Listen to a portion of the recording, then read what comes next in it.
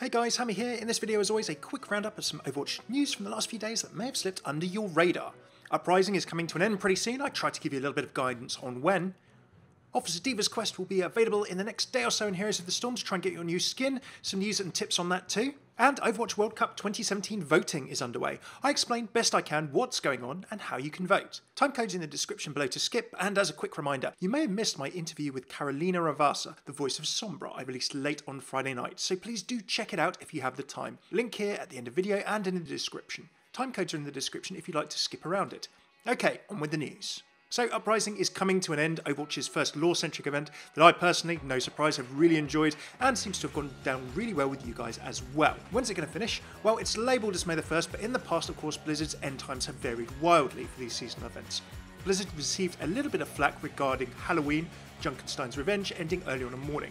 So here's my best guess. If you're in America or the EU, it could be any time from 9 AM PDT Pacific, 5 or 6 PM UK or EU today, May the 1st, so that's right about now when this video is going out. In the past, it has been around when the arcade sometimes resets. That's about 4 PM Pacific, 12 PM to 1 AM UK or EU tonight. However, of course, it is Labour Day in the USA, a holiday, bank holiday in the UK, and I'm wondering if maybe Blizzard won't turn it off today. There is a very, very off chance this won't go away until standard maintenance happens, which is Tuesday, May the 2nd. Now, I wouldn't risk it if I was you. It could be live perhaps until tomorrow morning Pacific time, afternoon, evening, UK and European time, but I'd get your final arcade games in tonight wherever you are around the world on May the 1st. Make sure you get your loot boxes bought, and if you're buying skins with credits, well, now's a good time to buy them. May the 1st is also the date cited for Officer D.va going live, so this quest should be live in the next day or two. Now, Heroes of the Storm generally updates a day later than the USA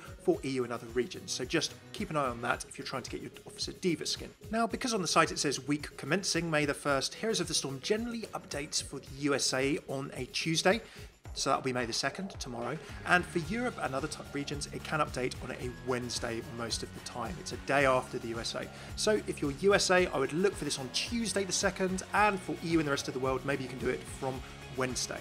That's May the 3rd onwards. Now, to be very clear, Jeff Kaplan has mentioned at some stage that these Heroes of the Storm skins will come into normal loot crates in a forum post. So things like Oni Genji, this Officer D.va that you earn through Heroes right now. If you can't play Heroes of the Storm right now, can't access a computer or a laptop, don't worry. You will have a chance at some point to get them in future. Also, given that this is week 2 of the 4-week Nexus challenge, a quick clarification from my last video on how this works. You get 4 quests, one of which unlocks each week, and the first is playing 5 games with a friend on your friends list. Now, these can be against AI in the first week only. The quests can be all done in one go, but they can only be done in order as they become or are already available. So let's say you're starting tomorrow or in the next few days. You want to do 2 quests for the Officer D.va skin. You can do last week's, play 5 games against AI, and then you can play this week's games, which are a little different. If you want to do all 20 games at the end of the 4-week period before the event finishes, can, but you will still need to do them in order. So you'll have to do the first 5 to unlock Oni Genji, then the next 5 to unlock Officer D.va, and after doing the second to the third, the fourth will unlock, and similar. Now, this week onwards, that's week 2 onwards, for the D.va skin, and for weeks 3 and 4, you have to move into playing quick play unranked or ranked modes. That's against other players. Now, you just have to play, you don't have to win. And remember, of course, you still need to play with someone on your friends list. Now, one quick thing I'll emphasise is that remember, we're like strangers if we're an Overwatch player and you've never played Heroes before, going and having a meal at someone else's house. We're going into Heroes of the Storm. Remember that there is a community of people there who love the game just as much as you and I love Overwatch. They love seeing new players in the game, they're really excited for that, and they would like to see us stick around. But remember that we're playing a game with those players as well. Imagine if you had a bunch of new people coming into Overwatch for a short period of time and they weren't quite knowing what they were doing. Perhaps some of them were very new, some of them might be going and not intending to come back afterwards for a skin or reward. You can appreciate that that kind of thing can make a community feel a little bit uneasy. So please show our Heroes of the Storm friends respect. Don't just throw games, don't just suicide and things like that. Do try and play them and give it a go. You should go and have a look at the Heroes of the Storm subreddit over at /r/Heroes of the Storm on Reddit. You will find, I'm sure there, people willing to team up with you and play with you to help you get these if you don't have friends who are playing Heroes of the Storm. And you will also find loads of good advice, as well as new player guides and things on how to get into Heroes and enjoy them. I may do a short video later this week with a few little tips for you Overwatch players, new to MOBAs or new to HOTS, on how to group up, enjoy the games, how to put a decent team composition together, and enjoy it all without getting flamed for being new and hitting the ground running. Finally, the Overwatch World Cup, well, there are just 3 days left of voting. So head over to worldcup.playoverwatch.com. Console players, if you create a Battle.net ID and link your console ID with it, you can vote as well. And if you're a console player who's playing Heroes of the Storm for the skins, this is the exact same process that you do in order to be able to redeem those skins on your console. Now, to be clear, you're voting for the committee for your country. These people will pick the team for your country. They can be on the team, but mainly they will pick and manage it.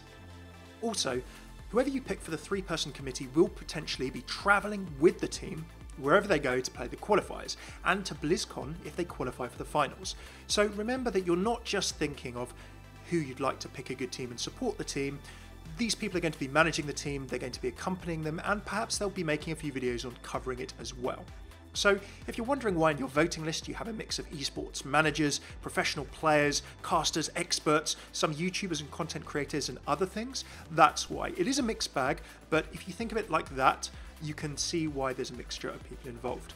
Do click and find out a bit more about the people you may not recognise by clicking the expand buttons next to their names on the voting list. There are some very interesting people, some very qualified people there. There are some great people, for my example, for the UK, people who are involved in esports in a very deep way, some content creators who could do a really good job not only supporting the teams and knowing a bunch of esports themselves, but also making some great content and promoting Overwatch esports, which is something that helps us all in the end. Do get involved. Be sure to keep an eye out for the Overwatch World Cup in the coming months. If you're not into watching esports, it's a great way to watch some of the world's top players playing Overwatch at a very high level and in a fun way as well. Thank you for tuning in to this Overwatch News Roundup. Do throw a like or sub if you enjoyed, really helps me out. And if you haven't already, as I said before, do check out my Sombra voice actor interview link below. It's about half an hour, there are timecodes to skip, the sound does improve from the first couple of minutes. I really enjoyed doing it, and do let me know if this is the kind of content you'd like to see me make on the channel in future. If you're new to this channel, please do check out all of my regular Overwatch lore videos and voice lines that I've been making in some cases since Overwatch was announced at BlizzCon 2014, way back when. How long ago that feels now. But there's loads of stuff there, do check it out. If you never want to miss a video, YouTube can be a bit funny with notifications sometimes. Remember to hit my channel page up, click the notification bell there, and then activate any notifications you'd like to hear from by hitting save after. Thanks for tuning in, I've been Hammeh, take it easy.